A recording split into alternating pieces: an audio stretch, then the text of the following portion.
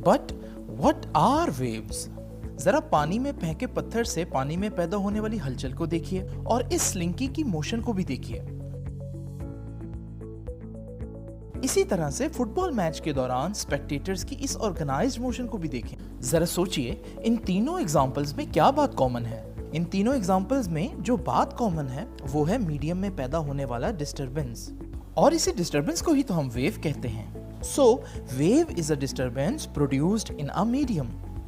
इस वेव को देखकर ऐसा लगता है जैसे मीडियम के जर्रात आगे को जा रहे हैं, मगर इस ह्यूमन वेव की मिसाल से हम ये समझ सकते हैं कि जर्रात आगे को हरकत नहीं करते बल्कि अपनी जगह पर टू एंड फ्रो मोशन करते हैं। याद रखिए कि सब वेव्स एक जैसी नहीं होती, बल्कि वेव्स की बहुत सी टाइप्स होती हैं, जिनमें से हम दो टाइप्स की वेव्स को आज समझेंगे।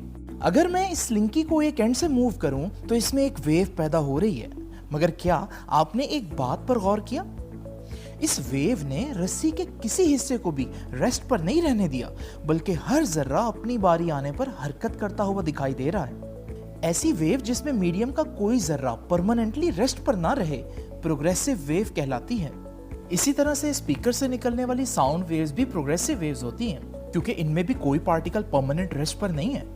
लेकिन क्या कुछ ऐसी वेव्स हो सकती हैं जिनमें कुछ पार्टिकल्स परमानेंटली रेस्ट पर रहें? जी हाँ स्टूडेंट्स, ऐसी वेव्स भी होती हैं। अगर मैं स्लिंकी के इस एंड को हरकत करने से रोक दूं तो इसमें कुछ ऐसी वेव्स जनरेट होंगी जिनमें कुछ पार्टिकल्स अपनी जगह पर हमेशा रेस्ट पर रहेंगे।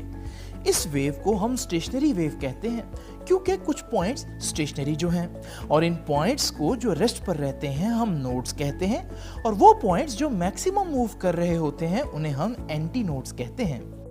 इसी तरह से पानी में भी स्टेशनरी वेव्स प्रोड्यूस की जा सकती हैं। पानी में पैदा की गई स्टेशनरी वेव्स में भी नोड्स को देखा जा सकता है।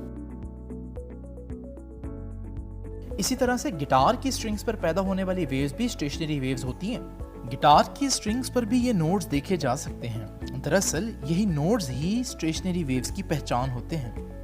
बच्चों, वेव्स की और बहुत सी इंटरेस्टिंग प्रॉपर्टीज जानने के लिए पीजीसी ई लर्निंग ऐप पर हमारे कंप्लीट लेक्चर जरूर देखें।